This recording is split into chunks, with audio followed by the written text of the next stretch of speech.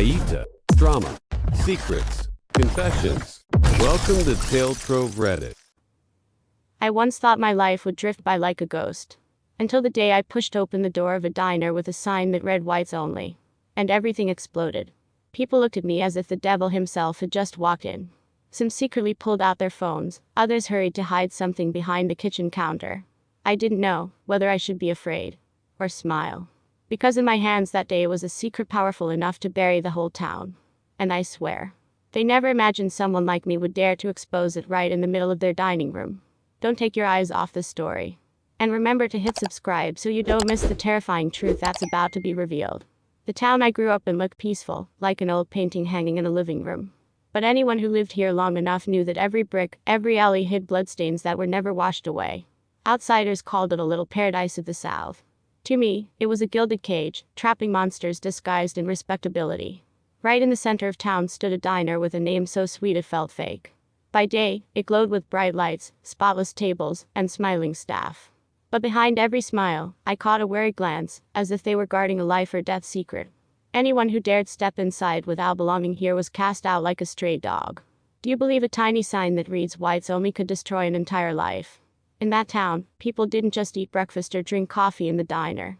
They whispered schemes, traded power, and signed dark deals over cups of tea.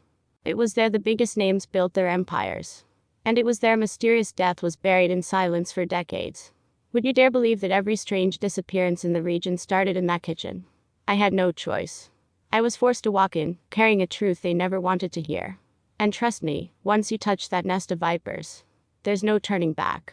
What would you do if one day an entire town branded you their enemy? The moment I stepped through the door, the chime rang out dry and sharp, like the crack of a gunshot. Every eye in the diner locked on me. Someone dropped their fork, another shot up from their seat, a child burst into tears. It was as if I had carried a curse straight into their world. A tall waiter stormed over, his face flushed, his voice hissing through clenched teeth. This place isn't for your kind. But I only smiled, walked straight to the chair in the center of the room, and sat down. The screech of wood against the floor tore through the heavy silence. Do you think I was reckless? Or just stupid? I ordered food, calm enough to scare even myself. The diner was dead silent, the only sound the ticking of the clock. Then the owner emerged, a heavy-set man with a fake smile plastered on his face. His voice was gentle, but his eyes spit fire. Do you even know what you're doing? I stared back and said, clearer than anyone here. In that instant, I saw sweat break out across the foreheads of those around me. They weren't afraid of me, but of something else. Maybe not of who I was, but of what I knew. If you were me, would you keep sitting there, or run before the storm hit? In that deathly silence, I understood one thing: the real battle had only just begun. The air in that diner was so thick I could hear my own breathing. Whispers slithered from every corner, like rats scattering in the dark. Every blink, every faint clink of a spoon against glass, carried an unspoken fear. Have you ever felt hatred so sharp it made your skin crawl? The owner still stood there, forcing a crooked smile, sweat carving lines down his cheeks. He adjusted his white apron, but the trembling of his hands betrayed him. I knew it, he was afraid. But why would a man with so much power fear someone like me? Behind the counter, a woman ducked her head, her face flashing pale as if she'd seen a ghost. The kitchen door trembled ever so slightly, as though someone stood behind it, eavesdropping. And the customers. They bowed their heads, pretending to eat, but their shaking forks said more than words ever could. There was something here. Something bigger than prejudice. I sat still, feeling like I had stepped onto a violin string stretched to the breaking point. One touch and the whole place would explode. Was I dragging myself into a battle with no escape? Tell me, why would a room full of enemies be the ones trembling at the sight of me? And if you want to know the truth behind that fake smile, don't forget to hit subscribe. The story goes much further than you think. I sat there, sipping cold water, staring straight into the owner's eyes, and quietly spoke a name. Just one name.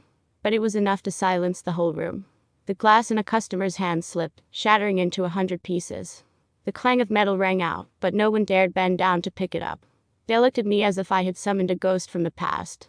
That name used to be the owner's own son. People said he died in a bizarre accident, and the case was quickly buried without a trace. But I know for sure there was no accident. Only a truth covered up, rotting away inside the four walls of that diner. Have you ever heard of a death with no body, no funeral, no one daring to cry publicly?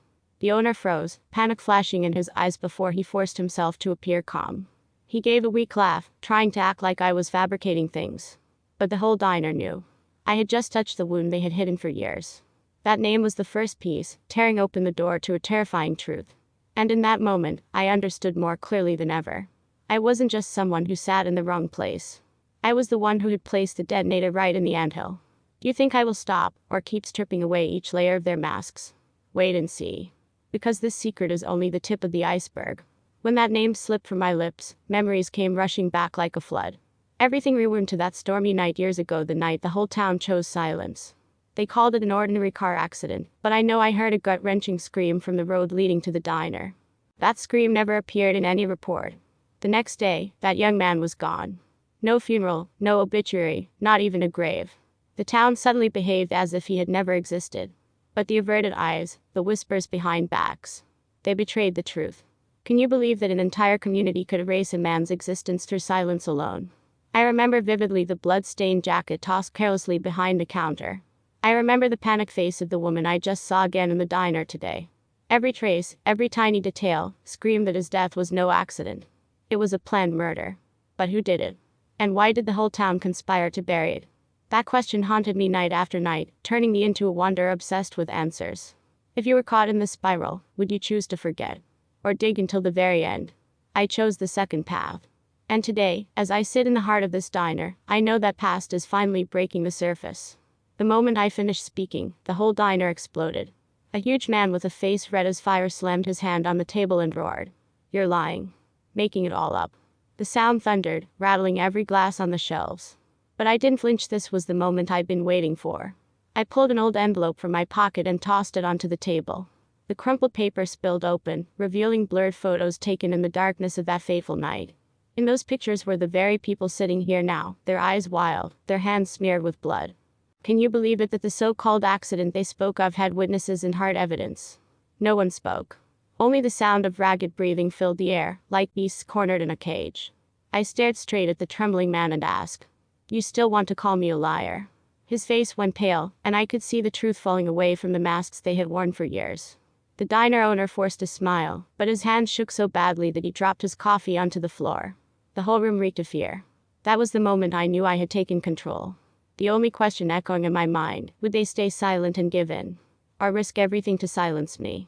Think about it, when powerful people are unmasked in front of everyone, do they run? Or strike back?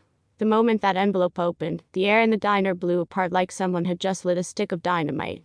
One customer leapt to his feet in panic, his chair crashing to the floor. Another scrambled to deny everything, screaming that he had nothing to do with it, but his wandering eyes told a different story. Fear spread fast. And when one person panicked, the entire herd began to collapse. Whispers turned into curses. This one accused that one lashed back, dragging powerful names into the light, names that had never before been spoken aloud. The whole room became a battlefield of accusations, no different from a chaotic courtroom. Have you ever watched a community tear itself apart just to keep the truth from surfacing? I sat there, watching mask after mask fall away. The woman behind the counter broke down in tears, stammering the name of the son who vanished years ago. An old man, trembling, confessed that he had seen that night but was silenced with money and threats. Each confession was a domino falling, toppling the mountain of secrets built over decades. I felt like I was sitting in the center of a storm I had set into motion. But in their eyes, I was no longer just a stranger girl. I had become the mirror reflecting the truth they feared most. Do you think they'll kneel before the truth? Or will they charge forward to destroy it once again? And if you want to know who was truly behind it all and who will take the final fall, hit that subscribe button. Because what's coming next will leave you breathless. In the middle of the chaos, I stood up. The scrape of the chair sounded like a knife cutting the air, silencing everyone. Dozens of eyes turned toward me, confused, angry, terrified. Every emotion on display. This was the moment I had been waiting for. I slowly placed another document on the table. Not a photo, not bloody evidence, but a birth certificate. The yellowed paper, the handwriting shaky, yet like thunder on a clear day. The father's name was written clearly. It was the diner owner standing there frozen. And below it, my mother's name. The space shattered. The diner erupted with horrified whispers. They hadn't just killed a young man. They had killed my brother. A blood relative whose absence forced me to live in the dark while I hunted for justice. Can you imagine facing the person who destroyed your family, right in his own lair? The owner went pale, his eyes bloodshot like they might burst. He staggered backward, trembling, but there was no escape. The secret the whole town had buried together for years had now been ripped open by the victim's daughter, right in front of them.